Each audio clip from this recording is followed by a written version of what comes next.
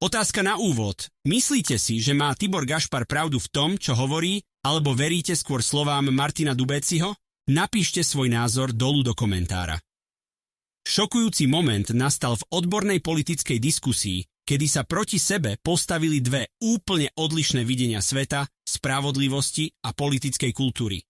Na jednej strane podpredseda parlamentu Tibor Gašpar zo strany Smer, na strane druhej podpredseda poslaneckého klubu Progresívneho Slovenska Martin Dubéci. Stačilo pár sekúnd, aby sa bežná politická prestrelka zmenila na nekompromisný slovný súboj, v ktorom padali obvinenia z podpory fašizmu, zneužívania policajných zložiek aj ideologického ovládnutia kultúrnych festivalov. Povedzte mi vy, je účasť sudcov a prokurátorov na verejných diskusiách prirodzeným otváraním justície občanom, alebo tým definitívne strácajú svoju nezávislosť?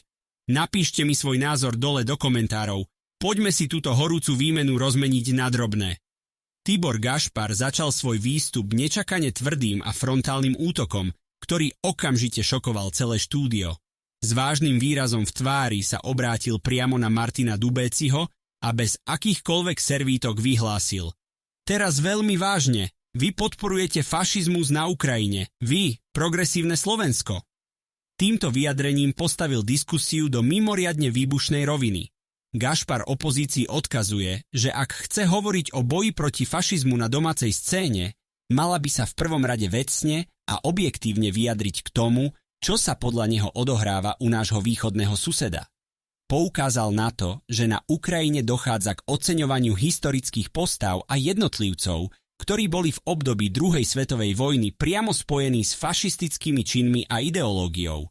Netrvalo dlho a diskusia sa od zahraničnej politiky presunula k tomu, čo Gašpar považuje za najväčšiu hrozbu pre slovenský právny štát, k návratu pomerov z rokov 2020 až 2023.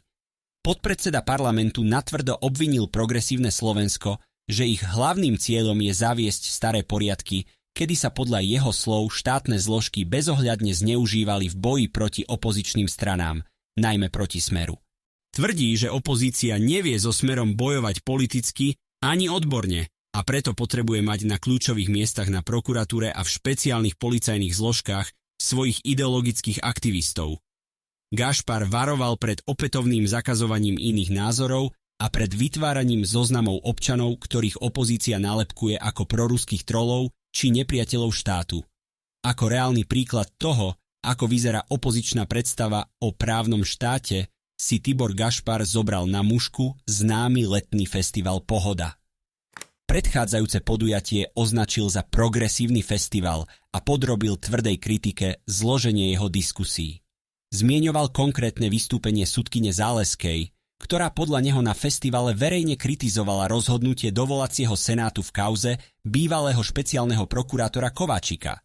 Gašpar sa rozhorčoval nad tým, že sudkyňa by ho podľa vlastných slov opätovne odsúdila, čo minister a podpredseda parlamentu označili za nezákonný postup, bez dôkazov alebo na základe zmanipulovaných podkladov. Toto hovoríme právny štát? Pýtal sa rečnícky v štúdiu. Kritika však pri sudkyni Záleskej neskončila.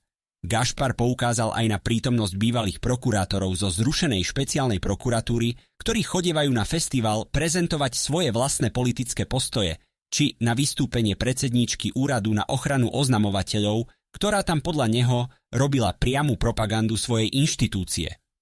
Zástupcovia justície, prokuratúry a nezávislých štátnych orgánov by si podľa Gašpara mali za každých okolností zachovávať striktnú neutralitu a nezávislosť vo svojom verejnom vystupovaní a nie sa aktívne zúčastňovať na podujatí, ktoré vníma ako politicky a ideologicky vyhranené.